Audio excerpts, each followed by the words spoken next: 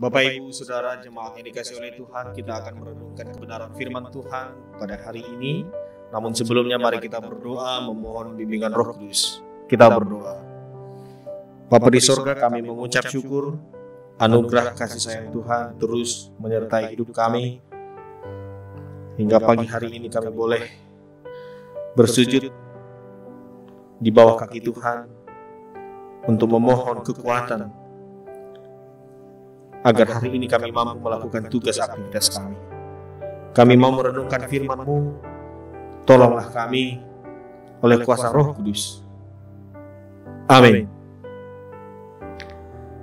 Yehezkiel 33 ayat 19, demikian firman Tuhan bagi kita hari ini.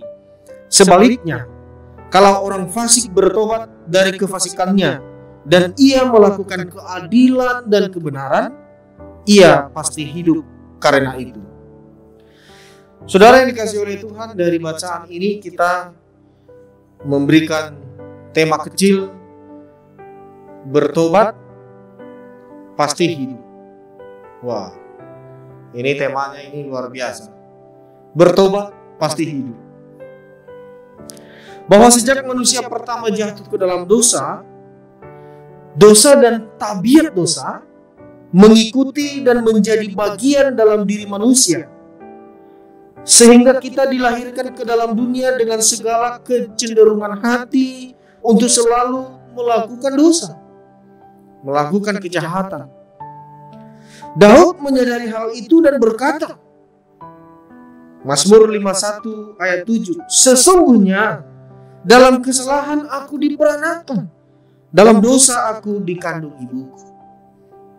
Jadi saudara, sesungguhnya kita ini adalah manusia berdosa yang pantas untuk dihukum atau menerima hukuman. Namun kita patut bersyukur kepada Allah oleh karena inisiatifnya, oleh karena perkenanannya, kita beroleh kasih karunia, menganugerahkan putranya yang tunggal, Tuhan Yesus Kristus, untuk menjadi juru selamat bagi kita. Darah Kristus mendamaikan kita dengan Allah. Kita tidak lagi menjadi seteru Allah. Kristus telah memikul dosa kita di atas kayu salib. Dan kita diberikan hidup, sehingga kita menjadi hidup dan kita hidup untuk kebenaran. Setelah menerima anugerah keselamatan, kita harus dengan sungguh-sungguh hidup dalam pertobatan. Kita harus bertobat dari dosa. Kita tidak dapat menerima anugerah Tuhan lalu tetap tinggal dalam dosa, karena Tuhan telah mencurahkan anugerahnya sewaktu kita masih berdosa, dan kini dosa kita telah diampuni dan kita disucikan. Hidup dalam pertobatan itu suatu perintah, bukan sekedar himbauan. Kita harus dengan sadar meninggalkan dan menolak segala perbuatan dosa. Karena itu mari mencermati hidup kita. Hal-hal apa yang sekiranya akan menyeret kita lebih jatuh ke dalam dosa. Mari kita melihat lingkungan di mana kita beraktivitas. Jangan sampai semuanya itu menggiring kita tanpa kita sadari melakukan dosa. Firman Tuhan berkata, 1 Korintus 15 ayat 33, pergaulan yang buruk merusakkan kebiasaan yang baik.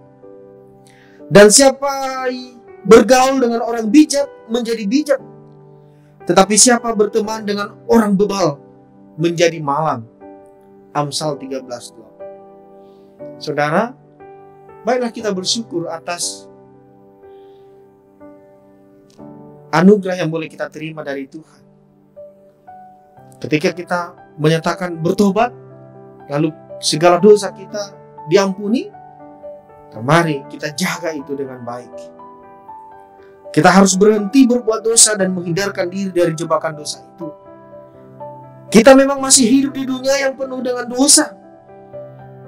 Namun kita harus memilih untuk hidup sesuai dengan kehendak Tuhan setiap hari. Kita harus sadari di mana kita beraktivitas, bekerja. Jangan sampai semuanya itu sekali lagi tanpa kita sadari situasi dan kondisi itu membuat saya dan saudara melakukan kekejian di hadapan Tuhan. Saudara dan sayalah yang tahu segala tugas aktivitas kita setiap hari. Jangan kita sia-siakan anugerah Tuhan itu yang telah mengampuni segala dosa dan kesalahan kita.